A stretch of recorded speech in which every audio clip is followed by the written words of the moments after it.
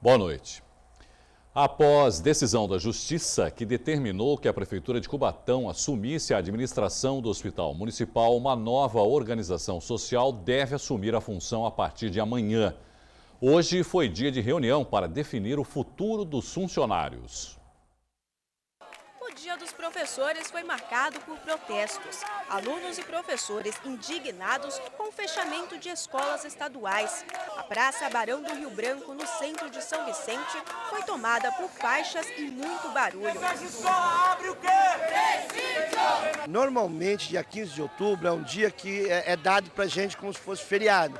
Mas se o governador não dá feriado, ainda fecha escola, né? Então a gente está fazendo uma aula de cidadania. Hoje a aula é aqui na rua. O protesto contou com a presença de alunos e professores de várias escolas da região. Semana passada, a nossa presidenta da UP São Paulo, Ângela Meia, foi tentar falar com o Geraldo Alckmin, ele simplesmente olhou para ela e saiu andando. Então, esse descaso, essa falta de comunicação com nós estudantes, que fez a gente fazer a aula hoje na rua. Na região, 5 escolas estaduais podem fechar a partir do próximo ano. 2 em Santos, 2 em Guarujá e 1 em São Vicente. A mudança faz parte de uma reorganização escolar anunciada pela Secretaria da Educação de São Paulo. O plano pode fechar até 1.500 escolas e atingir quase 1 milhão de alunos. Isso já foi feito em 1995 pela então secretária Rose Neubauer, que significava o quê? Alunos do ciclo fundamental 2 ficariam numa unidade escolar e alunos do ensino médio ficariam em outra unidade. Eles não estudariam juntos na mesma escola em períodos diferentes, como tem acontecido em várias escolas aqui na região e em outros locais do estado de São Paulo. Com o fechamento das escolas, muitos funcionários ficarão sem emprego. Sem contar que não tivemos nosso reajuste, né? Esse ano nós entramos em greve, 92 dias em greve, mas infelizmente não tivemos nenhum índice, nada, não foi feito absolutamente nada em benefício à categoria. A mudança vai atingir os estudantes que precisarão alterar o local de matrícula. Isso significa ter que estudar em uma escola bem mais longe de casa. É o caso de Luísa, que estuda na escola Maria Tereza Cunha, no Cachapoã, uma das que devem fechar no próximo ano. Vai prejudicar muito nossos estudos. Vai ter que pegar um ônibus para ir para a escola? Sim, ônibus sim. Tem gente que nem tem condição para pegar ônibus se não tiver o passe livre, aí vai andando, atravessar avenidas, vai ser até perigoso. Desde que a medida foi anunciada, estudantes já realizaram vários protestos na região. Ontem à noite foi a vez dos alunos da escola Suetônio Bittencourt, na Aparecida, em Santos.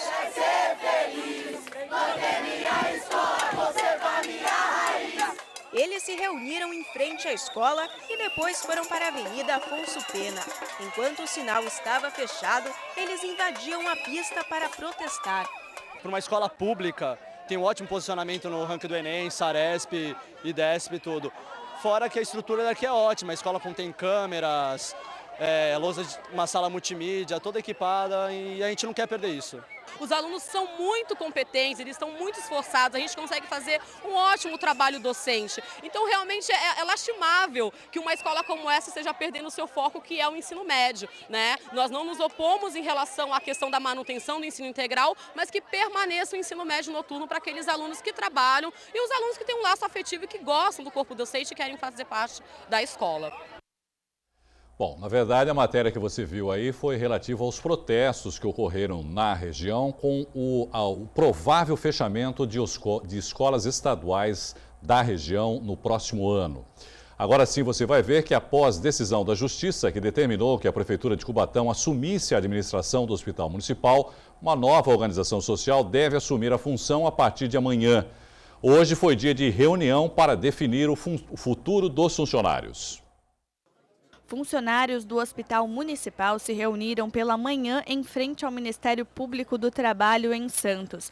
Sem receber o salário de setembro, eles contrataram um advogado para acompanhar a audiência entre representantes da Prefeitura de Cubatão e da ProSaúde. Cerca de 500 trabalhadores estão sendo prejudicados. Vamos ver as propostas da Prefeitura, né? Como que vai fazer para fazer esse pagamento, já que são 8 milhões de reais que o advogado da ProSaúde anunciou para fazer a rescisão de contrato. O objetivo da reunião era resolver a dívida que a Prefeitura tem com a ProSaúde, organização social responsável pela gestão do Hospital Municipal de Cubatão há 12 anos. Os débitos ultrapassam 18 milhões de reais. Nossa expectativa aqui hoje é a gente fazer um acerto com a Prefeitura, receber os créditos que nós temos direito e contratualmente para receber e quitar todas as decisões dos funcionários e as demais despesas que nós temos para encerramento do contrato. A preocupação da Prefeitura Municipal é que os funcionários da ProSaúde que estão sendo demitidos não sejam lesados em seus direitos, por causa de uma discussão onde a ProSaúde tem alguns entendimentos e a Prefeitura outro. O contrato com a OS foi rompido na semana passada, a pedido da própria empresa. De acordo com o diretor da ProSaúde, desde janeiro a Prefeitura reduziu o repasse de verbas, mas exigiu que o mesmo serviço continuasse a ser prestado. Isso não foi oficializado para a ProSaúde, foi feito unilateralmente uma redução financeira, mas não foi discutido as metas e quais serviços teriam que ser adequados dentro do hospital para essa redução. Então isso não foi formalizado, a Prefeitura tinha essa intenção, começou a fazer esses repasses a menores e isso, infelizmente, impediu a gente de estar cumprindo o contrato e prestando um serviço de qualidade. Com menos dinheiro, cirurgias eletivas foram canceladas no Hospital Municipal. É o caso de José, que aguarda para operar o joelho desde o dia 23 de setembro. A irmã dele está indignada com a situação. Aí fica em jejum, ele não pode comer, não pode beber, aí no outro dia chega falando que não vai fazer a cirurgia. Eles não estão dando prazo? Eles remarcaram mais uma vez agora? Agora, no momento, eles não remarcaram. Eles falaram que tem umas pessoas para subir para São Paulo, mas tem que esperar a boa vontade do Kraus, parece, um negócio assim. E uma nova organização social já foi escolhida para assumir o Hospital Municipal. A partir de amanhã, a Associação Hospitalar Beneficente do Brasil assume a gestão do local. De acordo com a Prefeitura, uma das exigências da parceria é manter os funcionários que já trabalham aqui. O valor que será pago pela Prefeitura à nova empresa ainda não foi definido. A determinação da prefeita é que não poderia ser maior do que o da ProSaúde. A intenção é que seja ou igual ou menor. Mas isso ainda, como é pouco tempo que tem que ser resolvida a situação, isso daí até amanhã ainda vai ser definido com a OS que está entrando. Após a reunião do Tribunal Regional do Trabalho, ficou definido que a administração vai repassar entre hoje e amanhã cerca de R$ 1,5 milhão à ProSaúde, exclusivamente para o pagamento dos funcionários que atuam no Hospital Municipal, quitando os salários do mês de setembro. Ainda em Cubatão, desempregados do Polo Industrial fizeram hoje uma manifestação em frente à refinaria Presidente Bernardes.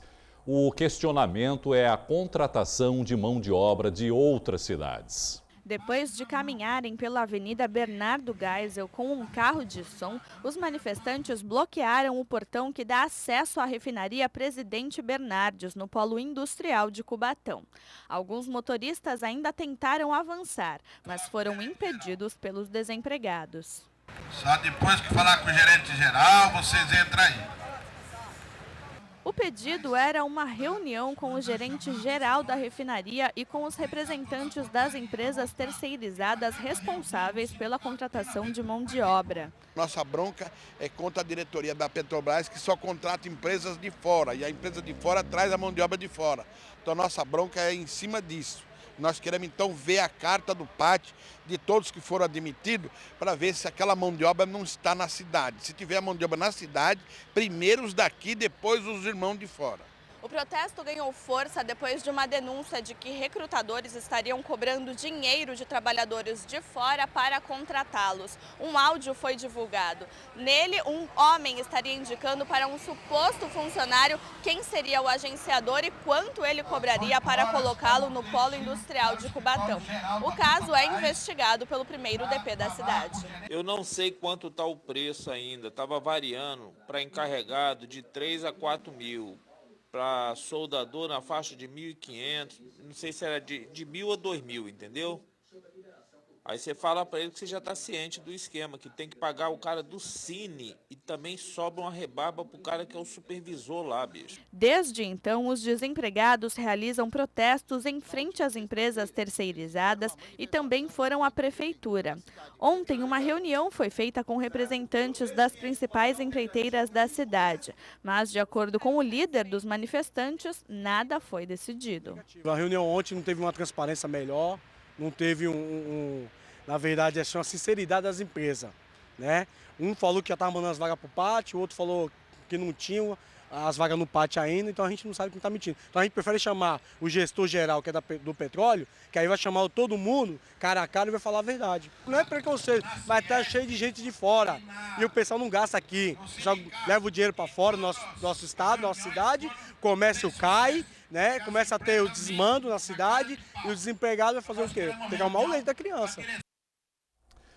A empresa e os trabalhadores marcaram um novo encontro para amanhã, às 7 da noite. A greve nacional dos bancários chegou hoje ao 10º dia. Na Baixada Santista, são 178 agências com atividades paralisadas. Santos e Cubatão têm a maior adesão. Segundo o sindicato da categoria, são mais de 2.000 funcionários parados. Os bancários pedem reajuste salarial de 16%, enquanto a contrapartida da FEBRABAN, Federação Nacional dos Bancos, é de 5,6%. O aplicativo de transporte Uber tem causado polêmica desde que chegou ao Brasil. Em Santos, o serviço ainda não é oferecido, mas um projeto de lei já pretende tornar ilegal a atividade. Para discutir o assunto, diversos setores da sociedade civil, vereadores e PROCON se reuniram nesta quarta-feira numa audiência pública. É tentadora ser transportado em um carro de luxo com o ar-condicionado sempre ligado e água para beber à vontade. Tudo isso com o preço da corrida já combinado antes. O valor costuma ser em média 5% maior do que o dos táxis convencionais. Esse é o Uber, um aplicativo de transporte criado nos Estados Unidos. A polêmica é porque os motoristas cadastrados no serviço alternativo não são taxistas. Por isso, não existe uma legislação que possa fiscalizar o trabalho desses profissionais, que também não pagam as taxas do transporte regularizado. Em Santos, o serviço ainda não funciona, mas um projeto de lei pretende torná-lo irregular. A lei ela veio para inibir a ilegalidade da concorrência. Nós queremos uma concorrência justa. E esses aplicativos não são justos nesses aspectos, né? Se você pegar hoje uma pessoa que queira ir na prefeitura e ter uma licença para ter um táxi, ela não vai conseguir. Mas um aplicativo pode, de um dia para o outro, colocar vários carros trabalhando, carros que motoristas que você não conhece, não tiveram os mesmos treinamentos que os taxistas têm, a identificação. Para discutir com os diversos setores afetados pela possível lei municipal, foi promovida a primeira audiência pública sobre o caso. Representantes de órgãos envolvidos diretamente no assunto participaram. A maioria se colocou contra a vinda da tecnologia para a cidade. Nós, como órgãos gestores, junto com a categoria, a gente tem uma missão aí de qualificar o serviço, né, na linha que a gente vem fazendo, da padronização, de garantir um serviço cada vez melhor para o consumidor, para que o consumidor não enxergue a necessidade de ter algo alternativo. Então, acho que essa é a nossa principal missão. Algumas preocupações que nós temos são com relação à habilitação das pessoas que estão prestando serviço, os cursos a que são submetidos, o licenciamento do veículo, recolhimento de tributos, todo um arcabouço jurídico que já está submetendo os taxistas, precisa também submeter as pessoas que estão querendo trabalhar com Uber para que não ocorra uma concorrência desleal. O presidente do Sindicato dos Taxistas de Santos disse que qualquer serviço paralelo ao dos táxis é ilegal. Se um aplicativo desse ele passa a funcionar no nosso município, ele causa um impacto social muito grande. Ele vai tirar emprego de uma categoria inteira. Isso jamais pode deixar acontecer aqui na cidade de Santos. Mas o assunto gera divergências. O coordenador do Procon Santos ressaltou que a concorrência pode ser positiva para a melhora do serviço de transporte oferecido hoje no mercado somente pelos taxistas. Não há essa concorrência desleal porque os serviços oferecidos e prestados são distintos, um é transporte público, outro é transporte privado, e justamente por isso, se o serviço não é o mesmo, não há como fazer essa mensuração, essa análise. Além do que, falando sobre a ótica exclusivamente do consumidor e, portanto, do direito do consumidor, alguns princípios, algumas regras estão mesmo garantidas, né? Quer dizer, a questão de saber o preço de antemão. O que nós trouxemos aqui é justamente essa reflexão aos taxistas, àqueles que já participam, já prestam serviço, para aproveitarem esse gancho para melhorar ainda mais o serviço prestado, sem fazer qualquer análise em relação se o serviço é ou não bom, mas em linhas gerais isso serve justamente para melhorar cada vez mais o serviço prestado. O governador do estado, Geraldo Alckmin, assinou um convênio para obras em Santos e Itanhaém. Mais de 11 milhões de reais foram disponibilizados para os municípios por meio do DAD, Departamento de Apoio ao Desenvolvimento das Estâncias. Santos receberá 7 milhões e 700 mil reais para obras de revitalização de vias nos bairros Bom Retiro, São Jorge e Caneleira, além dos entornos do Jardim Botânico Chico Mendes e Engenho dos Erasmos. Já em Itanhaém, a verba será utilizada na urbanização e reurbanização de vias ao longo do município.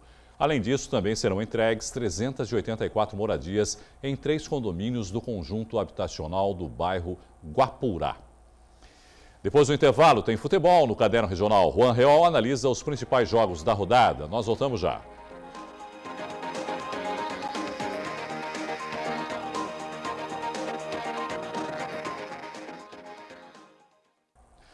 Uma mulher de 23 anos foi presa em flagrante com dinamites e 13 mil reais em notas manchadas ontem à noite em Guarujá.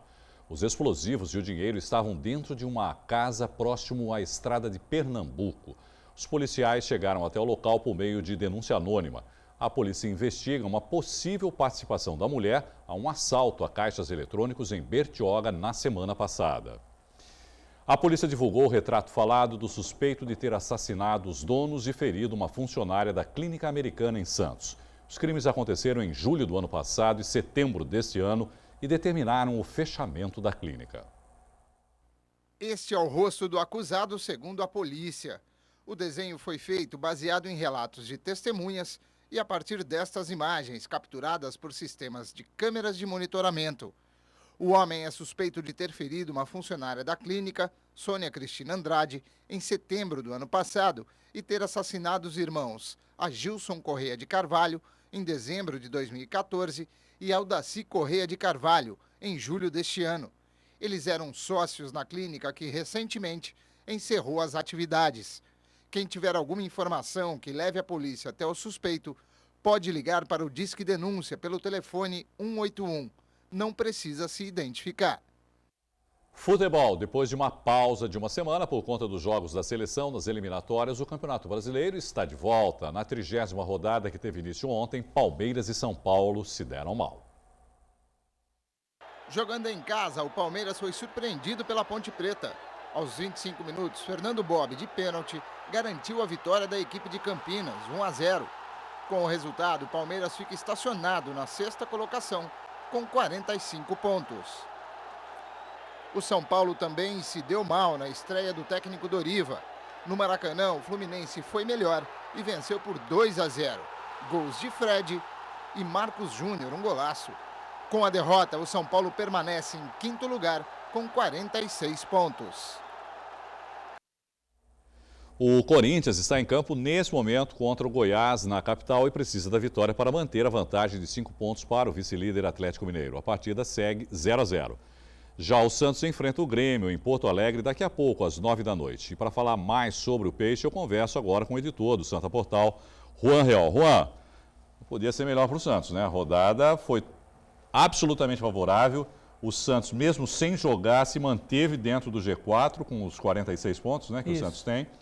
E hoje, joga daqui a pouco às 9 horas contra o Grêmio, pode ou aumentar essa diferença, né, em relação àqueles que estão atrás, ou diminuir também para o Grêmio, que que tem 52 pontos. Pois é, Irineu, boa noite amigos do Caderno Regional. Uma rodada extremamente boa para o Santos, porque com exceção do time de São Paulo que você já falou aí, o Flamengo também perdeu, foi quase que goleado para o Figueirense, 3-0. E o Atlético Mineiro, que diminuiu a distância para o Corinthians, ganhou do Internacional, que é um clube que está próximo ali do Santos. Aliás, a Ponte Preta entrou na briga com essa vitória contra o Palmeiras. 44 pontos. 44. O Santos tem 46, a mesma pontuação do São Paulo, estava na frente nas vantagens de desempate, de gols e número de vitórias. Mas excelente para o Santos. O Santos pode perder hoje para o Grêmio, espero que não, mas pode perder hoje para o Grêmio, que permanece no G4, que é muito bom, né, Irineu?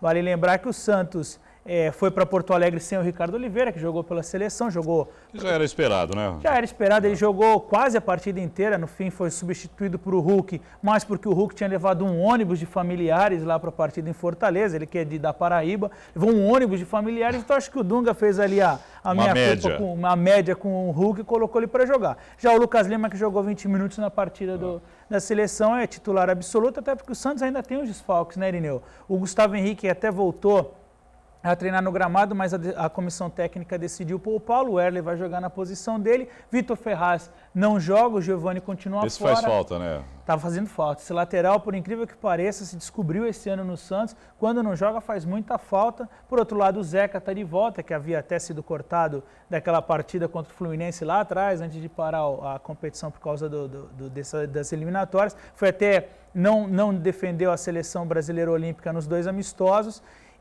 mas está de volta, o que é bom para o Santos, porque o Zeca vem sendo uma das grandes revelações ali ao lado do Thiago Maia desse ano. E o Gabigol, que foi muito bem nesses 2 amistosos da seleção olímpica, está escaladíssimo aí para jogar ao lado de Marquinhos Gabriel e Neto Berola ou Leandro. A gente só vai descobrir isso com o Dorival mesmo quando iniciar a partida. Juan, estou sendo informado aqui, Edu Dracena, Corinthians 1-0. Pois é, mas contra o Goiás, né, Irineu? É muito difícil o Corinthians não se dar bem nesse jogo, né?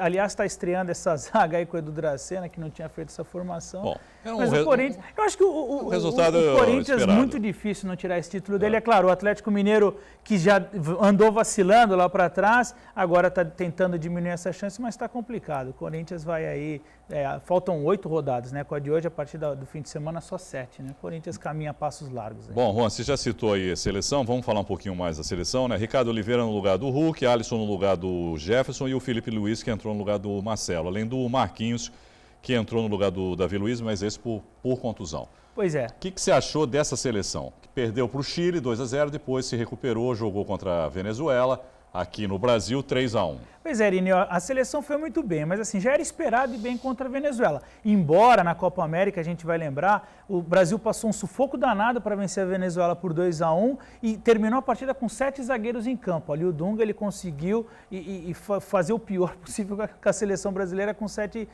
zagueiros. Nessa partida estava claro que o Brasil ia se dar bem, porque era uma partida em casa, em Fortaleza o pessoal apoia bastante, mas o que mais animou nessa partida da seleção foi o fato dele deixar os volantes participarem do jogo, não só na parte defensiva como na ofensiva. Então a gente viu muito o Luiz Gustavo e o Elias finalizando, e a entrada do Ricardo Oliveira mudou completamente a seleção. Por que mudou?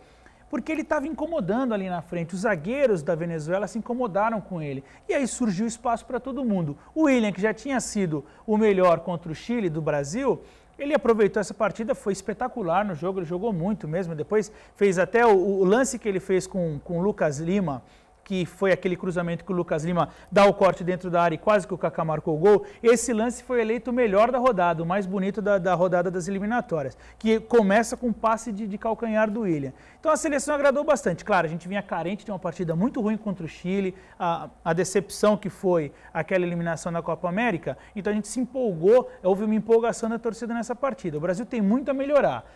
O Oscar, por exemplo, a gente não sabe o que está acontecendo com ele, no Chelsea ele está sendo reserva e ele está jogando muito mal na seleção, sem vontade. O que mais irrita no Oscar... Chegou a ser vaiado, né? Chegou a ser vaiado, saiu vaiado, é que ele está sem vontade, ele está apático, ele está a cara dessa seleção brasileira atual. Então acho que o Lucas Lima tem que assumir essa posição, porque quando ele entrou, o Brasil ficou ainda melhor, mais rápido, chegando muito ao ataque. Destaque negativo também para o Douglas Costa, embora ele tenha feito cruzamento para o gol do Ricardo Oliveira, ele também não foi bem, mas o Douglas Costa é fácil de resolver, porque o Neymar já volta na partida contra a Argentina. A seleção agradou muito, mas tem que melhorar. E principalmente, Irineu, jogar como jogou em Fortaleza, fora do Brasil. O Dunga também tem que deixar os volantes subirem nas partidas fora do Brasil, porque não pode em casa jogar ofensivo e fora de casa com aquela retranca, né? Não quero ver isso contra a Argentina. Pois vamos é. lá. Bom, para finalizar, vamos falar rapidinho aqui do Campeonato Paulista da Segunda Divisão, né, Juan? Tá faltando aí 2 rodadas.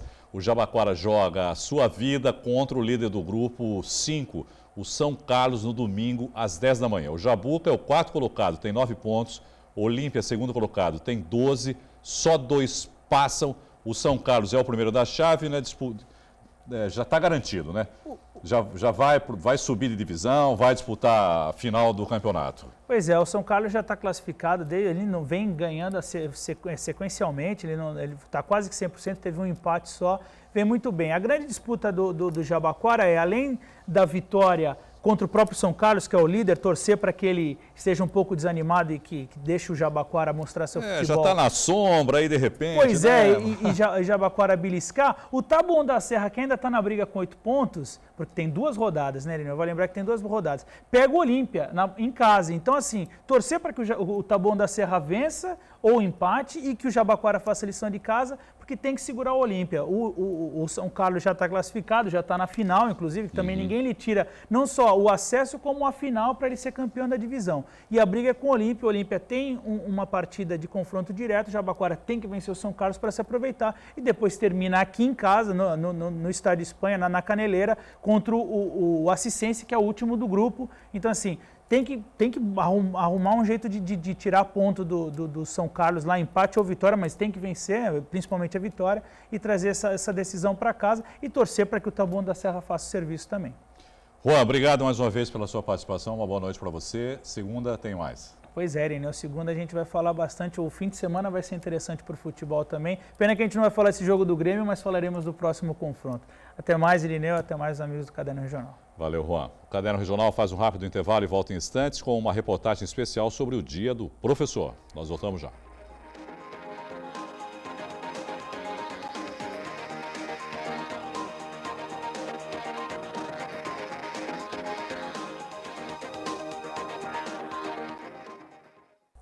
Ensinar as primeiras letras do alfabeto, abrir as portas para um mundo até então desconhecido. Incentivar a leitura e formar futuros profissionais. Esses são alguns dos papéis de uma das profissões mais importantes da sociedade.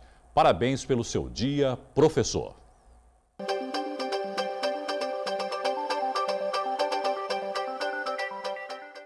Quem nunca teve vontade de subir na carteira para mudar a vida e depois defender o mestre repetindo o mesmo ato? Vocês devem tentar, quando lerem, não considerem apenas o que o autor acha. Considerem o que vocês acham. Mas, para existirem na ficção, as histórias também devem fazer parte da vida real. No dia a dia, eles acordam cedo, planejam aulas e sempre têm um tempinho a mais para dedicar ao aluno. Uma palavra amiga, um carinho. E por falar em carinho, elas recebem muito em troca. As cartinhas, as declarações, os desenhos e o carinho mesmo que a gente recebe no dia a dia. Quando a gente percebe que a gente faz a diferença na vida deles, em algum momento, isso é muito marcante, né? Então é isso que eu procuro, fazer a diferença sempre e fazer com que eles levem um pedacinho de mim para a vida deles. Professor é mesmo unanimidade. É com ele que tudo começa, qualquer carreira. O médico passa pelas mãos do professor, o engenheiro também, o jornalista e por aí vai. Pensando nas lembranças que os professores nos deixaram e na importância dessa profissão, tivemos uma ideia. Colocamos uma carteira escolar em vários lugares do campus para ouvir um pouquinho do que cada um tem a dizer sobre eles, os mestres. Tenho professores que eu tenho amizade até hoje e que me deram aula na infância ainda. E até hoje eu mantenho amizade com eles. Aprendi muito, agora são meus amigos e agradeço a tudo e ainda recorro a eles quando eu preciso de alguma coisa. Eles são bem legais, assim, eu aprendo bastante com eles. Ela ensina a gente a aprender coisas e pra gente estudar. Tudo que eu aprendi, na maior parte da minha vida, foi através dos professores na escola. Desde o simples fato de aprender a ler ao obter todo tipo de conhecimento possível da vida, das coisas simples e das coisas complicadas. Para ensinar, né? Para a gente aprender, para poder explicar, O professor é um tio muito legal que ajuda a gente em tudo que você precisa. Ela é legal comigo. Obrigado pelo homem que sou hoje, que passei por ensinamentos de vários professores. Obrigado pelo que fazem aos meus filhos, pela formação que vem dando a eles. Muito obrigado. Essa é a mensagem.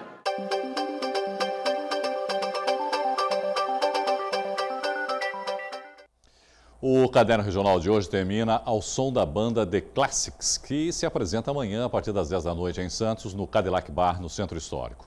O show é uma homenagem ao clássico do cinema De Volta para o Futuro 2. A entrada custa R$ 40 para os homens e R$ 30 para as mulheres. Pelo Santa Portal, você continua bem informado. Obrigado pela companhia, uma boa noite para você e até amanhã. Tchau.